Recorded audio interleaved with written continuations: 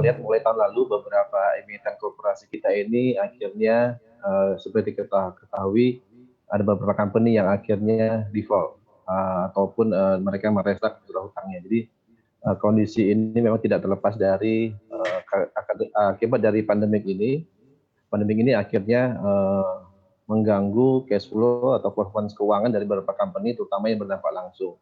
Sehingga kemampuan mereka membayar surat hutangnya ini terganggu dan bahkan ada beberapa yang default.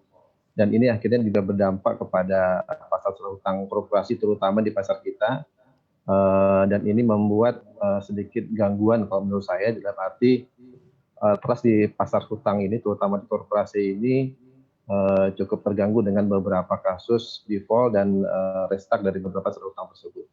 Dan kita lihat juga beberapa company penerbit surat hutang akhirnya berubah status ratingnya, bahkan ada yang turun berapa notch di bawah karena memang secara performa keuangannya mereka cukup terganggu karena memang dampak dari pandemi ini. Baik, Pak Ramdan, kalau berdasarkan data dari Fitch Ratings, ini paling besar adalah sektor properti dan juga real estate. Apakah ini juga mungkin yang sama Anda rasakan? Ya, kalau kita lihat dari sisi sektor ya, sektor properti dan real estate ini memang salah satu sektor yang terdampak langsung. Kenapa? Karena akhirnya akibat dari pandemi ini daya beli masyarakat turun untuk hal properti dan bahkan kalaupun memang likuiditas di pasar kita cukup baik ini, sebagian besar masyarakat kita lebih aman, lebih nyaman mereka pegang cash atau mendepositokan uangnya atau kan membeli obligasi negara retail kita lihat kemarin.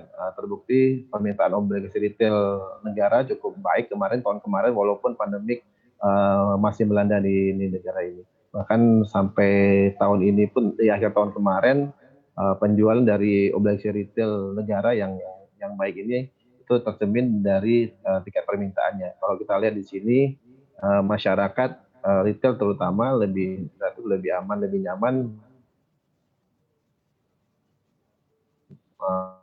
menempatkan dana mereka dan likuiditas yang ada di mereka ini di bank. Nah, untuk investasi mereka cukup menunda. Kita lihat salah satunya memang di properti ini kita lihat pertumbuhan kesulitan terhadap cash flow mereka karena daya beli masyarakat yang Baik, kita akan beralih ke Panin Asset Management, Pak Rudianto. Kalau ini kan melihat surat utang korporasi ini trennya sedang merosot begitu. Lalu bagaimana dengan reksadana terproteksi? Silakan. Jadi kalau reksadana terproteksi itu adalah reksadana yang secara aturan memberikan pelindungan terhadap nilai pokok investasi melalui mekanisme pengelolaan portfolio.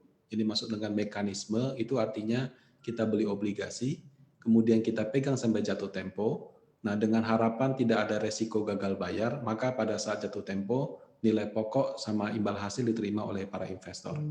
Nah, memang dengan adanya kasus gagal bayar ini membuat investor itu jadi lebih teliti atau lebih bertanya lebih jauh kalau misalkan ada manajer investasi yang menawarkan proteksi.